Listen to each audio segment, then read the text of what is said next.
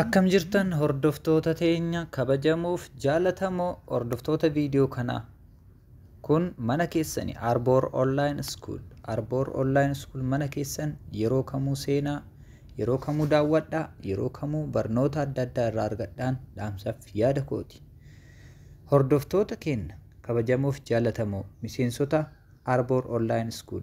Arboor Online School YouTube isaa subscribe godhaa, chaanaalota Telegiraamaa, TikTokii, Instagramaa hunda isaatu dhaqaatii subscribe godhaaf, join godhaa, itti makamaa oduuf odeeffannoo irraa argadhaa. Guyyaa har'aa mee saayitii tokko wajjin wal isin barsiisuu barbaade. Mana keessan taatanii, iddoo kamuu taatanii, iddoo hojiis taatanii haala salphaadhaan hojjechuun kan irraa argachuu dandeessan saayitii tokko waliin wal isin barsiisuuf dhufee jiraadha. Saayitichi kun maali kan jedhu walumaan haa ilaallu. Hanga xumuraatti waan nu hordoftaniif galatoomaa. Iddoo iddootti yaadaaf gaafii qabdan kamuu gama descriptionii jalaatiin telegiraama keenyaanis ta'ee gama tiktokiitiin na qaqqabuu yookiin immoo na gaafachuu dandeessu. Horaa bulaa hanga xumuraatti nu waliin ta'an yaadaaf hawwiif affeerraa keenya haa ilaallu. Saayitichi isa kana fakkaata. Egaa saayiticha kallattumaan seennee kan ilaallu ta'a. Saayiticha kanarraa yeroo dalaynu maal argannaa, maal argachuu dandeenya kan jedhuuf tokko tokko isaatiin waliin haa ilaallume gara daashboordii isaatti deemne waliin ilaalla. Saayitichi haashreetiidhaan nuuf lakkaa'a jechuudha. Haashreetii sa'aatiin haashreetii hangam akka nuu lakkaa'ume gara mallaqaa biyya keenyaatti jijjiirree haa ilaallu. Iddoo kana dhufnee haa ilaallu. Haashreetiitti jijjiiree jira jechuudha. Haashreetii gara mallaqa biyya keenyaatti jijjiiree jira. Sa'aatii tokko keessatti saantiimaan 0.76 76 nuuf lakkaa'a. Sa'a 24 keessatti qarshii 18 fi saantiima 17 nuuf lakkaa'a jechuudha. Sa'aatii torbee tokko keessatti qarshii 127 fi saantiima 23 nuuf lakkaa'a. Gara xumuraatti yoo dhaqnu immoo ji'a tokko keessatti qarshii 563 fi saantiima 44 nuuf lakkaa'a jechuudha. Osoo mallaqa takka hin baasiin oon godhuu qofaan isa banachuu qofaan kan nuuf lakkaa'u ta'a jechuudha. Maashinni lakkaa'aa jira. Kiyya xiqqoo isii upgrade godhee ol guddise waan ta'eef maashinni keessan guyyatti qarshii as biratti isinii lakkaa'u jechuudha. Keessan guyyatti qarshii 14 kiyya 18 ta'ee jira jechuudha. Amma keessan saantiimiin asitti 76 jettu kuni saantiimii 61 guyyaadhaan kan ta'u ta'a jechuudha. Hundaafuu maashinicha kana akkamitti banneetiin akkamitti akka nuu lakkaa'u taasisuu dandeenya kan jedhuuf maashinichi isa kana akkamitti akka banachuu dandeenyu immoo tokko tokko isaa kan waliin ilaallu ta'a jechuudha. Yeroo ammaa an kaleessa banee kaleessa galgala irratti halkan keessa jechuudha. Amma erga banee sa'aatiin guyyaa tokko hin guunne jechuudha. Nu hanga banetti hanga ammaatti qarshii meeqa qaba? 4 fi saantiimii 91 qaba ture. Amma hanga isinitti hime kan ammoo qarshii 5 fi saantiimii 4 irra gahee jira jechuudha. Ammas lakkaa jira. Kunoo hin dhaabbanne lakkaa jira jechuudha kiyyaasitti. Mee akkamitti nama affeeruu dandeenya, akkamitti banachuu dandeenya kan jedhu immoo waliin haa ilaallu. Maashinicha al takka qofa oon godhuun maashinichi ni dalaga jechuudha. San booda iddoo kana tuqna, iddoo kana tuqna isaan kanneen nuu fida. Achiin kallattumaan hiriyoota keenyaaf ni ergina yookiin mootuu namoota biraatiif ni ergina jechuudha. Nama affeerraa yeroo nama affeerru haala ittiin nama affeerre saniin nama tokko yeroo affeerru iddoo kanatti isiin tun laakii diroota jettu tanarratti boonasii nuu kenna jechuudha. Haashreetii keenya dabalaa deema. Humna maashina keenyaa dabalaa deema jechuudha. An nama tokko affeeree ture har'a fudhadhee xumuree nama biraa affeerii jedha. Yeroo nama affeeraa deemtanitti isinii dabalaa deema jechuudha. Iddoo isa yoo tuqxan liinkiin akkanaa isinii dhufa. Liinkii kana gadi tuquudhaan kooppii gootu. Gadi tuqee kooppii successful jedhee jira. Kooppii successful naaf jedhee jira jechuudha. Amma mee kallattiin gara telegiraamaatti haa deemu. Telegiraama bira dhaqee nama tokko affeeru. Gama telegiraamaa dhaqeetiin mee garee irratti haa maxxansu maashina tana. Garee irratti liinkii kana haa maxxansu.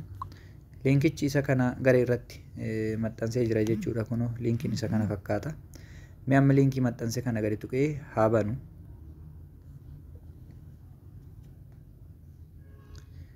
Haala kanaan isinii dhufa jechuudha. Yeroo jalqaba gadi tuqxan erga inni haala kanaan isinii fide maal gootanii kallattumaan gara galmeetti seentan isin. Gara galmeetti yeroo seentan yeroo nama ofii keessanii galmaa'uudhaaf yookiin immoo nama ergitanii namni galmaa'uu barbaadutti gara galmeetti kallattiin akkamitti seenna kan jedhuuf mallattoo kana isinii fida. Inni kun gara telegiraamaa dhaabbatichaa yookiin immoo saayitichaatti seenaatii gaafii fi yaada qabdan wanti isin dhibe gaafadhaa jedha. Isa kana waan barbaadeen isin iddoo kana tuqxan jechuudha. Iddoo kana tuquudhaan mee walumaan haa tuqnu. Tuquudhaan maaltu isinii dhufa? Sign up kan jedhu dashboard kan jedhu dhufa. Isin sign up kan jedhu kan iddoo filattan. Mee filadhee jira. Sign up filadhee jira. Hanga inni nuu banuu ni eegna jechuudha.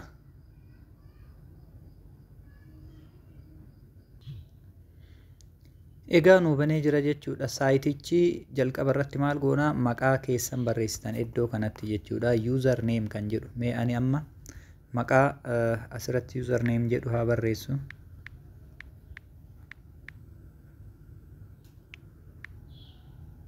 Subkeebar jedhee jira. Emailaa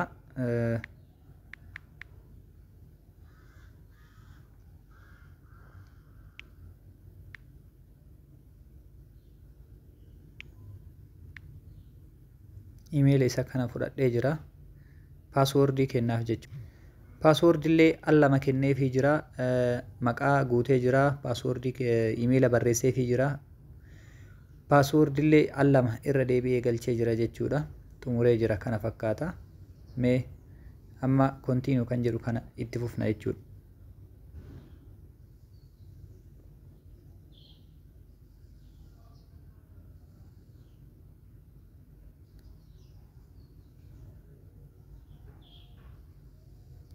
Okay, jalqaba waan banee jiruuf lammata si hin banu suspending si goonee jirra naan jedhe hin banu jechuudha. Al tokko qofa moobaayila keessan irratti kan bantan haala kanaan galmee keessan xumurtan jechuudha.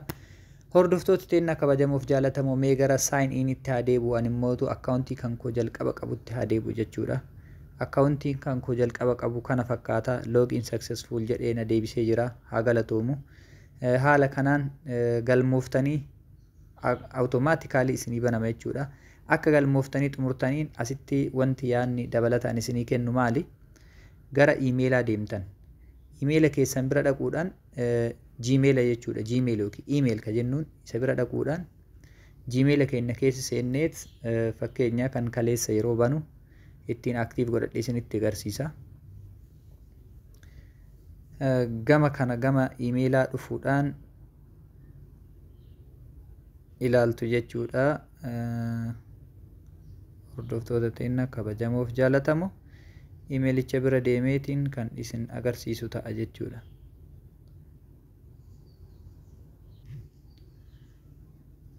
Kunoo isa kana jechuudha. Confirm email kan jedhu kana tuquun kallattumaan gara saayitichaa isin deebisa jechuudha. Isa tuqxanii erga tuqxanii booda eessa isin deebisa? Barreeffamni akkana jalqaba isinii dhufa jechuudha. bits.re kan jedhu active your account kan jedhu dhufa gadi tuqxanii confirm email kan jedhu tuqxan jechuudha. Isuma akka tuqxaniin kallattiin gara saayitichaa isin geessa. Saayiticha bira erga isin geessee booda isin maal gootan kiyya dura active ta'e waan ta'eef asitti lakkaa'uu eegala haala amma lakkaa jiru kanaan jechuudha. Iddoo kana dhuftanii gara birrii biyya jirtaniitti jijjiirtan. Fakkeenya biyya jiru irratti Itoophiyaa irratti ture isinitti agarsiisee jira ture. Amma mootu kan fayyadamaa jiru VPN waan ta'eef gara USDTtti naa jijjiiree jira gara doolaaraatti jechuudha. Mee doolaaraan hangam akka ta'u haa ilaallu immoo. Doolaaraan sa'aatii keessatti 0.1 doolaar naa kaffala. Guyyaa keessatti immootu 0.35 doolaara naa kaffala. Torbetti 2.44 doolaar naa kaffala. Ji'atti immootu iyyuu doolaara 10.83 naa kaffala jechuudha. Adeemsa amma deemaa jiruun nama tokkocha qofa affeereetiin jechuudha. Hanga ammaatti sanis amma affeeree jira. Ammuma kana affeeree kunoo asitti immoo liistii tokko isaatiin amount you want to pay ammountiin ati kaffaluu dandeessu kaffaltanii hashireeta keessanis ol guddisuu dandeessan. Ani kana isin hin gorsu jechuudha. Hashireeta keessan ol guddisuudhaaf maashinni keessan kun humni isaa guddate baay'ee akka isinii lakkaa'u isa kana gara 10tti ol guddisuu yoo barbaaddan baay'ee akka isinii lakkaa'u yoo barbaaddan doolaara meeqa kaffalaa jedha iddoo kanatti hima. Doolaara 38.48 qofa kaffaluun maashina keessan ol guddisuu dandeessanii jedha. BTC dha yoo ta'e Bitcoin hanga kanaa kaffaluudhaan jechuudha. Biitkoyinii 0.000085 kaffaluudhaan ol guddisuu dandeettan jedha. Maashina keessan gara 10tti yoo ol guddistan hangam isinii lakkaa'aa kan jedhume waliin haa ilaallu. Maashinni keessan yoo haala kanaan ol guddistan 7.5 hashreetti ta'a per sekondiin. Maksimamiin immootu minimamii yoo kana ta'u maksimamiin hanga kana ta'a jechuudha. Kanaaf meeqa isinii lakkaa'aa sa'aatitti parsantii 36 yookiin immoo BTC hanga kana gara doolaaraatti jijjiiramee BTC kana haa laallu. 0.12 doolaar guyyaa tokkotti immoo doolaara 2.8 torbetti doolaara 19.95 ji'atti doolaara 85 ni argattanii jedha jechuudha. Kanaaf haala kanaan maashinallee bitattanii ol guddisuu dandeessu. Mee fakkeenya namni doolaara 100 bite hoo hangam ta'aaf laata kan jedhu haa ilaallu. Maashinicha 25.99 hashreet per hours ta'a jechuudha kan isinii lakkaa'u. Sa'aatii tokko keessatti hangam isinii lakkaa'a doolaara 0.31 isinii lakkaa'a. Guyyaa tokkotti doolaara 7.41 isinii lakkaa'a. Ji'a tokko guyyaa torbee tokkotti doolaara 51.85 isinii lakkaa'a. Ji'a keessatti doolaara 222.22 isinii lakkaa'a jechuudha. Kanaaf hordoftoota teenya kabajamuuf jaalatamoo dhaamsi an isinii qabu. Yoo fedha keessaniin ofii jaalattanii gootan malee maashinas hin bitinaa. Maashinas bituun hin barbaachisu jechuudha. Maashina yoo bittan garuu galii dabalataa, galii guddaa fi galii gaarii argachuuf maashina yoo bitattan irra filatamaadha. Ani isa isin hin gorsuu hordoftoota teenya kabajamuuf jaalatamoo firiidhaan dalagaa firiidhaan argadhaa iddoo iddootti immootu boonasiin an isinii kennu. Namni kamiyyuu yeroo hojiilee akkanaa barbaadu gama keessaatiin akka dhuunfaatti na qunnamuu danda'a jechuudha.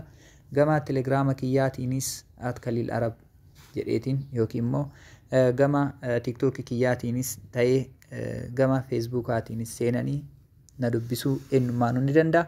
Akkasumas koomentii yuutuuba kana jalatti naa kaa'uudhaan koomentii as yuutuuba kana viidiyoo kana jala naa kaa'uudhaan koomentii sanirraan lakkoofsa bilbilaas wal jijjiiruu dandeenya jechuudha. Horaa bulaa isin jaaladha isin kabajaa yeroo milkii yeroo qananii isin haa ta'u.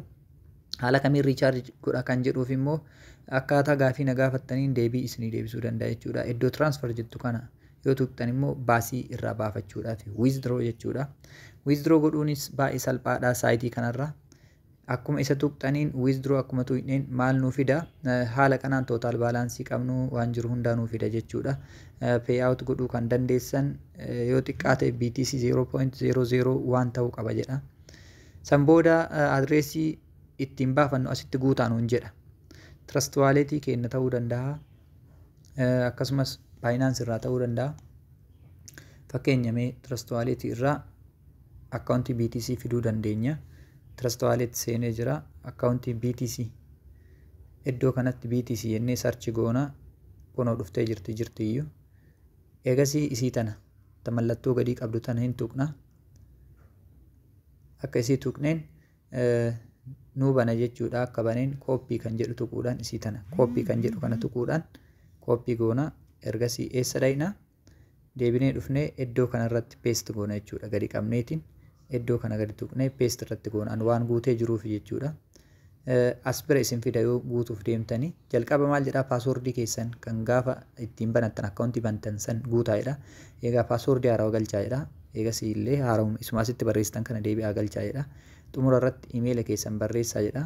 Gara dhumaatti irratti immoo adreesii keessan itti galchaa jedha. Kareefi kooppii goonee finnisan hin galchinaa seef jennaani haala kanaan xumurra jechuudha. Ergas withdraw godhuun haaluma kanaan baay'ee salphaadha. Akkamitti baasee akka baafnu immoo dura hojjannee argannee irratti immoo na gaafataa deebii isinii deebisaa. Isinillee ofii keessanii qorannoo irratti adeemsisaa. Kanan isin gorsuu fi qorannoo irratti adeemsisaa. San booda haala salphaa taheen argachuu dandeenya jechuudha. Mee komishiina haala ittiin argannu haa ilaallu. Komishiinni haala ittiin argattan inni jalqabaa jedhaa namootaniif sheer godhuudhaan liinkii isii tana gadi tuqnee kooppii goonee kooppii successful jedha. Kooppii goonee namootaniif erginee booda komishiina dabalataa gaarii argachuudhaan galii dabalataa argachuu dandeenya jechuudha. Hordoftoota teenya kabajamuuf jaalatamoo isin jaaladha isin kabaja osoo mallaqa tokko hin baasiin moobaayila keessan qofa irratti oon godhuun online jiraattanii jiraachuu baattanii al tokko qofa on godhuun maashinichi kan isinii lakkaa'u ta'a jechuudha. Online jiraachuun isiniin barbaachisu al tokko qofa on godhuudhaan banuudhaan lifetime keessan yookiin immoo yeroo jireenya keessan keessatti umrii keessan guutuu keessatti irraa argachuu dandeessu jedha. Horaa bulaa deebanaa isin jaaladhaa. Video kana gara xumuraa irratti description isaa irratti comment isaa irrattis linkiiwwan argachuu dandeessanii akkamitti galmoofna linkii kana eessa arganna kan jettaniif isinii kaaya. Waliif share godhaa waliif daddabarsaa kun mana keessanii Arbor Online School share like comment fi akkasumas waliif daddabarsuun irraanfatina. Jalqaba irratti like godhaa. Video kana like godhaa. Video kana jalqaba akka itti seenneen akka eegalleen like godhuun haa eegallu. Oolmaa gaarii isinii hawwaa halkan gaarii isinii hawwaa yeroo qananii yeroo milkii barri quufaa gabbinna gadaa bilisummaaf nagaa taatu.